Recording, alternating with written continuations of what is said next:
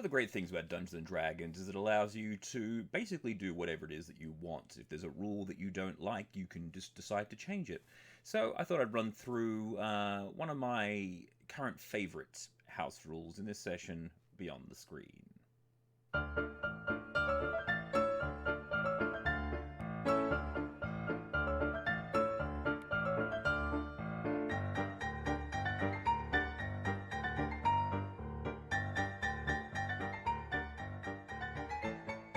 Greetings all, and welcome to Beyond the Screen. I am your humble DM, Tim.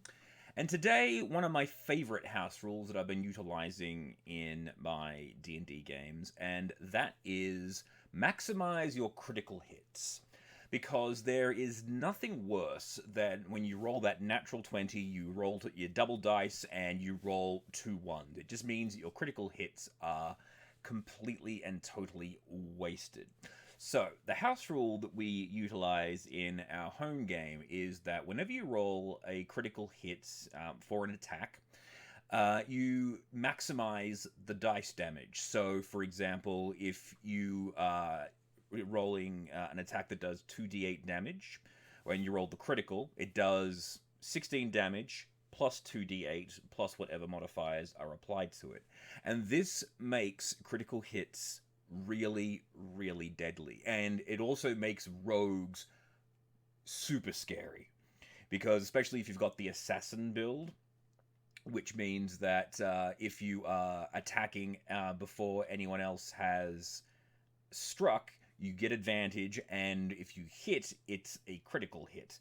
And then plus you get all your sneak attack damage, which according to the way that we run it, you do maximum on your sneak attack plus the dice again. So if you're doing like 66 plus things, so it's 16 plus 16 plus 36 plus 5 plus 2d8 plus 66, which means that suddenly your critical hits are really critical hits, and you can just completely and totally destroy encounters that way. And to be honest, I don't think it's that overpowered because, like I was saying before, critical hits really should be something to fear because it's a critical hit.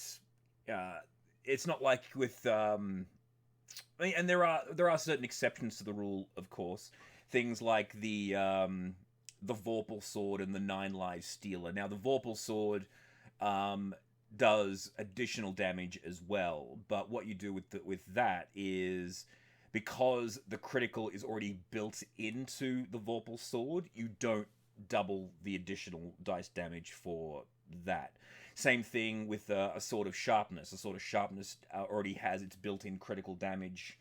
I think it's like an extra 14 damage on a critical hit. So because that's already built in, you don't double that as well. So it's not just automatically making things completely and totally overpowered. There's the rule that you have created, but there's also logic that needs to be applied to it.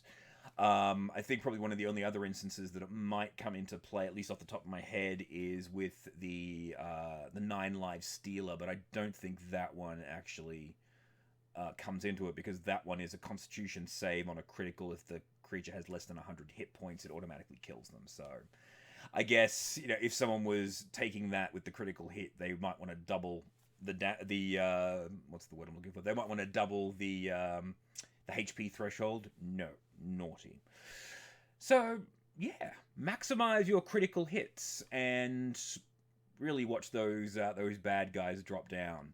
Been having a lot of fun in the previous campaign. We had an orc character using the Warhammer 40k style. So I integrated the Warhammer 40k orcs into this version of Dungeons and Dragons. So they had power claws and sluggers and battle wagons using the demon vehicle rules from Descent into Avernus, and it was a lot of fun. But this one particular orc character was just running around and just ruining the ever-loving hell out of encounters and just ripping heads off. So a character went from being called Mick the Mech to Mick the Skull Ripper. So anyway, yeah, so come back next time for some more house rules. Thank you all very much for watching. Please remember to like and subscribe. I have been your humble DM, Tim, and come back next time for more tips beyond the screen. Bye!